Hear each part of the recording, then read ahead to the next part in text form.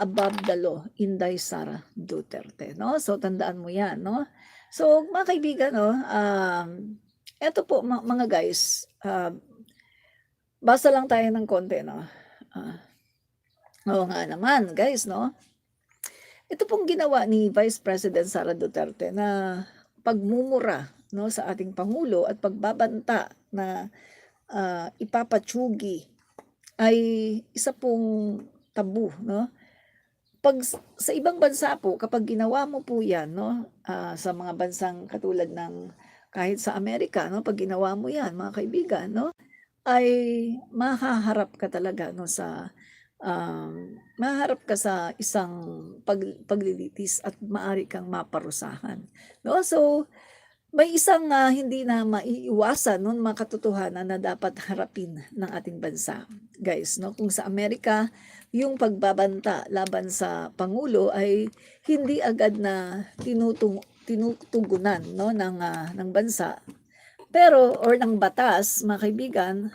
Pero sandali, nagkamali ako. Kung sa Amerika ay, tinutugunan agad yung mga pagbabanta, 'no, sa pangulo, dito naman sa bansa natin ay hindi kaagad natutugunan, 'no?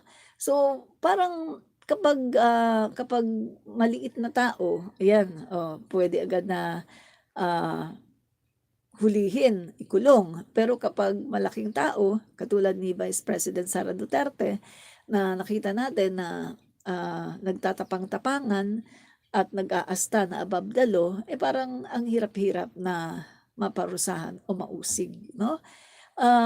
Siyempre ginagamit po niya ang kanyang mga impluwensiya. Alam naman po natin mga kaibigan na sa 6 na taon, 'no, ang kanyang tatay ay, naging presidente ng Pilipinas at hanggang ngayon ay marami pa rin silang mga galamay, 'no, dito sa ating bansa.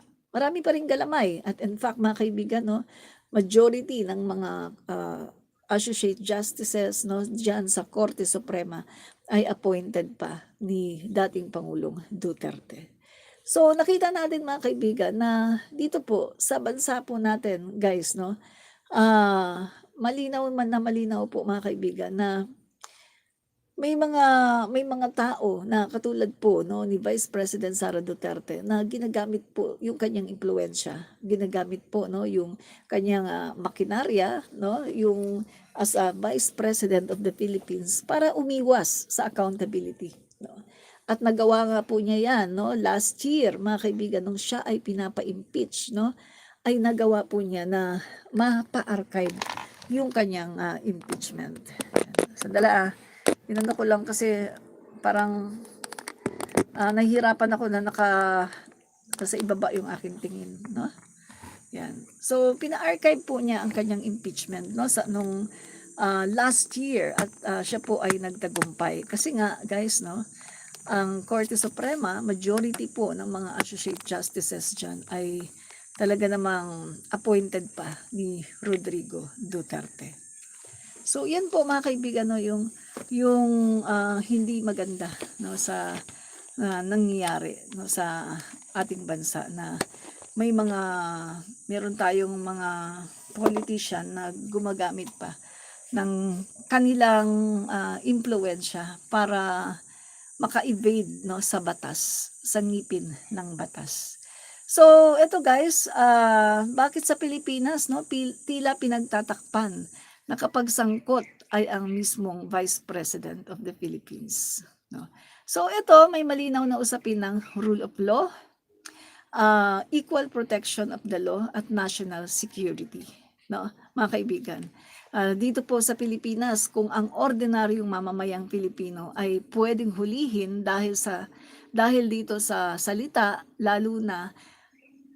lalong-lalo na dapat na hinuhuli yung mga opisyales na nasa kapangyarihan.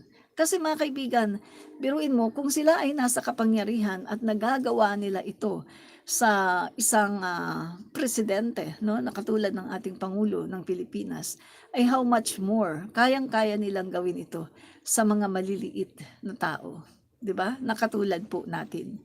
kung yung ating presidente ay nakakayan-kayanan lang ni Vice President Sara Duterte na pagbantaan, ay how much more ang mga katulad natin na mga maliliit na tao. O 'di ba mga kaibigan 'no? Tama yung sinasabi ko. So dito ha, guys 'no, ah, al tingnan natin guys, dapat nating alalahanin na ang posisyon ng, isang, government official kapag mas mataas, mas lalo dapat na mas matindi at mas malaki ang kanyang pananagutan. Pero yung nangyayari ngayon mga kaibigan ay kakaiba kasi hindi po gano'n, eh, guys 'no. Nakikita natin na 'pag mataas ay ikaw pala ay,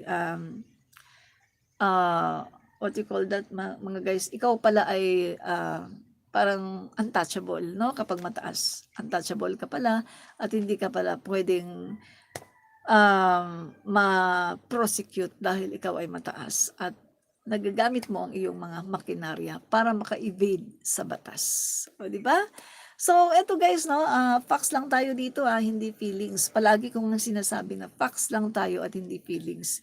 Tingnan niyo sa ilalim ng Article 9 'no, Section 2 ng 1987 Constitution. Ang sabi dito, ang Vice Presidente ay isang impeachable officer na maaring matanggal sa puwesto dahil sa betrayal of public trust, other high crimes, at ang pagbabanta laban sa Pangulo, sa First Lady at saka sa dating Speaker of the House. Hindi ito simpleng init lang ng ulo, mga kaibigan. Ito ay paglabag sa konstitusyon, paglabag sa sinumpaang tungkulin at pagwasak sa tiwala ng bayan or betrayal of public trust.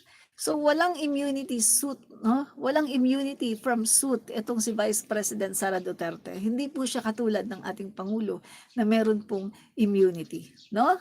So, ibig sabihin yan mga kaibigan, pwedeng kasuhan itong si Vice President Sara Duterte. Pwedeng imbestigahan sa NBI at sa DOJ. Pwedeng arestuhin kung merong probable cause. Hindi siya exempted sa batas, no? So yung grave threats, hindi opinyon, hindi krimen, no? Sa ilalim ng Article 282 ng Revised Penal Code, ang pagbabanta ng pagpatay ay isang krimen. Kapag may kondisyon, intensyon o pahayag ng kakayahang gawin, ito ay nagiging mas mabigat. Nakita naman natin si Vice President Sara Duterte, meron talaga siyang kakayahan na gumawa nun. Given mga kaibigan, ang kanyang tatay ay umaamin no, na siya ay tsumutsugi. At sa panahon ng tatay niya ay 30,000 ang mga natumba ayon po sa Human Rights, 'di ba? Commission. So nakita natin mga kaibigan, yung mga sinasabi din ni Vice President Sara Duterte ay